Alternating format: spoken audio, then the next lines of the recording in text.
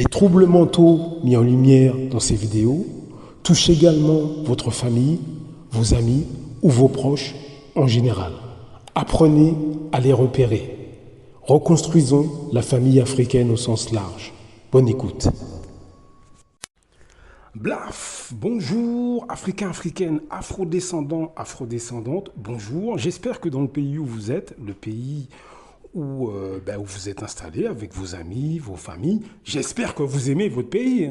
J'espère que vous n'êtes pas en train de déblatérer parce qu'il y a du chômage, parce qu'il y a ceci, parce qu'il y a cela. Oui, c'est embêtant, je suis d'accord avec vous, mais aimez votre pays, quoi. Non, mais c'est vrai, aimez votre pays. C'est pas parce qu'il y a des soucis que le pays, il est à jeter, je suis désolé. Je suis désolé. Même d'ailleurs pour ceux qui sont nés dans les pays d'Europe, c'est pas parce que le pays d'Europe où vous êtes, il y a des problèmes, voire même du racisme, qu'il faut tout jeter. C'est pas vrai. Non, il y a des choses qui vont pas. Bien sûr qu'il y a des choses qui vont pas. On a compris ça. Mais il faut pas tout jeter à la poubelle. Parce que vous allez vous faire plus de mal que de bien. Est-ce que vous comprenez ? Il y a toujours des choses bien. Il faut pas non plus. Même si le RN passe, bien sûr qu'il y aura des problèmes. À l'heure où je vous parle, dans quelques jours, il y a les élections. Même si ces gens-là passent, bien sûr qu'il y aura des problèmes. Bien sûr qu'il va falloir contester. Mais ça ne veut pas dire que toute la France a jeté. C'est pas vrai. Il faut arrêter. Je veux dire, en France, c'est un beau pays, malgré tout. Même si j'y ai pas vécu pendant... ça fait des années que je ne vis plus en France. Ça fait des années. Et là, j'y suis revenu, ça fait quelques années. Mais pendant longtemps, je ne vivais plus en France. Je veux dire, il y a quand même des choses qui sont très bien. Faut pas non plus... je veux dire, c'est pas tout qui est à jeter. Donc, ne jetez pas le bébé avec l'eau du bain, comme on dit. Ça ne sert à rien, parce que vous allez vous faire du mal inutilement. Si maintenant vous voulez quitter, aller ailleurs, avoir une expérience à l'étranger, pourquoi pas ? Mais n'allez pas mépriser ou rejeter finalement ce qui fait partie de vous, en l'occurrence votre pays d'origine, ou bien si vous êtes né en France ou dans les pays d'Europe, c'est votre quand même, quoi qu'on en dise, ça fait partie de vous d'une certaine manière. Donc ça ne sert à rien de faire ça. Par contre, soyez très critique, ça oui. Pourquoi je vous dis ça ? C'est parce que c'est pas compliqué. Nous avons une catégorie d'afrodescendants, comme je le dis dans tous ces audios, qui rejettent complètement leur identité, race et culture. Ce sont des gens en France, des Antillais, des Africains, tout pays confondu, des Antillais, toute île confondue, mais aussi des Réunionnais, des Guyanais, etc., etc. En fait, une catégorie des gens au sein des colonies ou ex-colonies françaises, une catégorie de gens méprise complètement son africanité, sa négritude, et ces gens sont tout autour de nous. Si vous prenez cette chaîne ou ces audios en route, cette chaîne, elle est faite justement pour exposer la maladie mentale de ces personnes, puisqu'encore une fois, c'est une maladie mentale, c'est pas moi qui le dis. Quand vous lisez les auteurs africains ou antillais sur ces questions-là, ils vous le disent. Je veux dire, Aimé Césaire, Frantz Fanon, Thomas Sankara, vous avez beaucoup d'auteurs qui parlent, ou même des Nord-Africains. Il y a Albert Memmi qui a écrit Le portrait du colonisé. Enfin, je veux dire, moi, j'invente rien. Marcus Garvey. Je veux dire, je n'invente rien dans ce que je dis. Je me sers justement du travail de nos aînés pour mettre des mots sur des attitudes et des comportements que beaucoup de nos semblables ont encore. C'est tout ce que je fais. Moi, je ne suis pas du tout spécialisé sur ces questions-là. Je ne me sers que du travail de nos aînés et puis aussi de nos contemporains. Vous avez des Africains, des Afro-Antillais, etc., des gens au sein du monde noir qui font ce travail. Je pense à Aberlinda Lopez, je pense à Eugénie Dos-Sakenom. Je veux dire, chercher ces gens sur l'Internet. Donc, il est important qu'on en parle. Nous avons malheureusement une catégorie importante d'afrodescendants sur toute l'échelle sociale, notamment sur le territoire français et aussi au sein des territoires d'outre-mer. Et aussi au sein de l'Afrique francophone, nous avons une catégorie importante de gens complexés qui veulent être clairs de peau, qui veulent se défriser les cheveux, qui au quotidien font vraiment comprendre à l'ensemble de la société française qu'il ne faut pas les amalgamer au monde noir. Ces gens, comme je l'ai déjà dit, se trouvent au sein de vos familles aussi et parmi vos amis. Il faut comprendre que ces personnes ont une influence notable sur l'ensemble de la communauté en France, mais aussi dans nos pays d'origine, Afrique comme Caraïbes, etc. Malheureusement ou heureusement, ces gens-là, en fait, se cachent.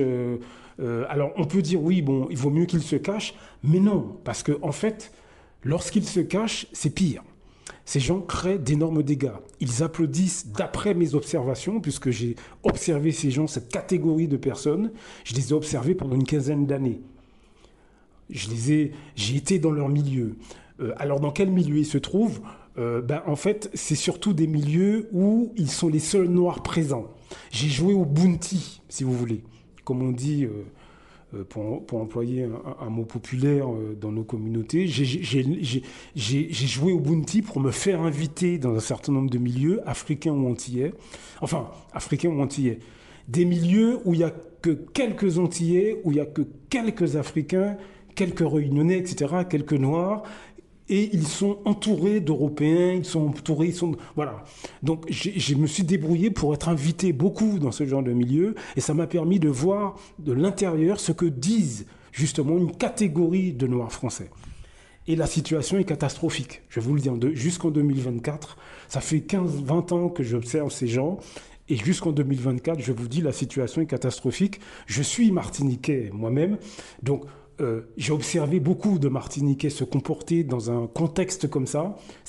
S'il y a des compatriotes martiniquais qui m'écoutent, il faut que vous sachiez, comme tout le monde noir d'ailleurs, je ne suis pas là pour vous embarrasser, pour vous embêter. Je ne suis même pas là pour vous déranger dans ce que vous avez à faire dans votre journée. Simplement, je suis là pour vous informer. Je vous informe de ce qui se passe, de ce que moi j'ai vu. La situation est très grave. Nous avons des afrodescendants qui applaudissent le racisme, qui encouragent le racisme. Là, le RN, dans quelques semaines, il va peut-être être élu. Il faut que vous sachiez que des centaines de milliers d'Africains, tous pays francophones confondus, des centaines de milliers de Martiniquais, de Guadeloupéens, de Guyanais, natifs d'origine, vont applaudir le RN. Ces gens, au quotidien, de ce que moi j'ai observé depuis une 15-20 ans, ces personnes sont profondément anti-race noire. Ces noirs-là sont profondément anti-race noire. Alors, je dois dire aussi, je dois corriger quelque chose. C'est vrai que depuis plusieurs années, je ne vis plus en France, mais les observations que j'ai pu faire, c'était bien avant que je quitte la France. Et si vous voulez, pendant une vingtaine d'années, je ne vivais plus en France, mais je revenais quand même de temps en temps, et je voyais les mêmes comportements que j'avais constatés à l'époque. Et donc c'est pour ça que jusqu'au jour d'aujourd'hui, je peux affirmer que nous sommes face à une masse importante d'Africains, d'Afro-Antillais, Guyanais, Réunionnais, etc., de race noire, qui œuvrent contre leur communauté, et ils emploient toutes les méthodes racistes possibles et imaginables. La situation est très grave. Par exemple, alors quand je disais en début de conversation, le diable est dans les détails, c'est parce qu'au quotidien, ils ont tout un ensemble de comportements et de manières pour bien faire comprendre à l'ensemble de la société française qu'ils n'ont rien à voir avec l'ensemble des afrodescendants. Par exemple, j'en ai déjà parlé. À la sortie des écoles, par exemple, vous voyez des Antillais ou des Africains, hommes ou femmes, avec des enfants métissés. Bon, ils vont chercher leur enfant, donc ils sont attroupés avec le reste des parents, extérieurs au monde noir, des blancs, des arabes, etc. Bon, vous savez ce que font un grand nombre, par exemple, d'Antillais, par exemple, mais beaucoup d'Africains font la même chose. Lorsqu'ils sont dans cette situation, donc ils sont à la sortie de l'école, ils attendent que leur enfant sorte de l'école, ils sont sur le trottoir devant l'école, il suffit qu'il y ait un homme noir qui passe à côté du groupe de parents où eux, ils se trouvent. Il suffit qu'il y ait un homme noir qui passe et qu'ils ne connaissent pas. Vous savez ce qu'ils font?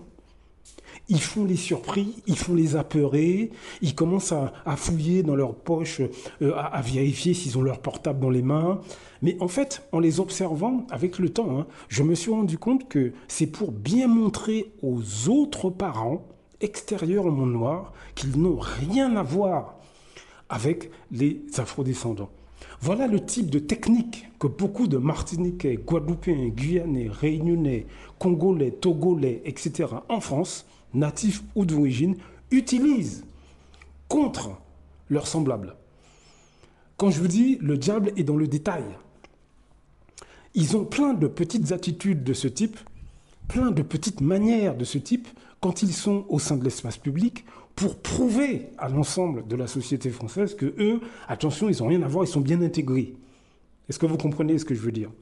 Vous avez des hommes noirs, par exemple, quand ils sont avec la belle famille, en France notamment, mais aussi dans nos pays d'origine, lorsqu'ils sont avec la belle famille qui vient de Bretagne ou d'Alsace, ils sont sur le trottoir, ils marchent, il y a un homme noir qui passe à côté d'eux, parce que c'est un trottoir, donc évidemment tout le monde se croise, et bien à partir de là, eux, ils envoient très vite des petits regards comme ça de mécontentement aux membres de la belle famille, pour bien leur montrer, au moins j'ai rien à voir avec ce type de personnes. Voilà les petites manières que des centaines de milliers d'Africains natifs d'origine, d'Antillais natifs d'origine, etc., en bref, de Noirs français, utilisent contre leurs semblables en France, et ça c'est depuis des décennies et des décennies et des décennies. Nous avons parmi nous malheureusement ce type de personnes déséquilibrées, mal dans leur peau, qui veulent prouver absolument à la France entière qu'ils n'ont rien à voir avec la négritude et l'africanité. Voilà la réalité. Le souci, c'est qu'une partie de ces personnes, le samedi soir, vous les retrouvez dans les boîtes zouk, rap, jazz. C'est ça le problème. Une partie de ces personnes, vous les retrouvez en train de danser dans les associations de musique traditionnelle le week-end. Ils changent de visage en fonction de l'endroit où ils se trouvent, et c'est pour ça qu'on ne se rend pas compte de leur présence. Parce que, encore une fois, si je vous parle de tout ça, c'est parce que non seulement ils sont une masse importante à faire ça, et deuxièmement, comment dirais-je, on n'a pas conscience des dégâts qu'ils font. Ce sont les effets qu'ils causent qui font que, il faut que je vous informe, parce que la situation est grave. Ce qu'ils font, c'est qu'ils confortent les gens des autres cultures, ils les confortent dans les clichés les plus racistes.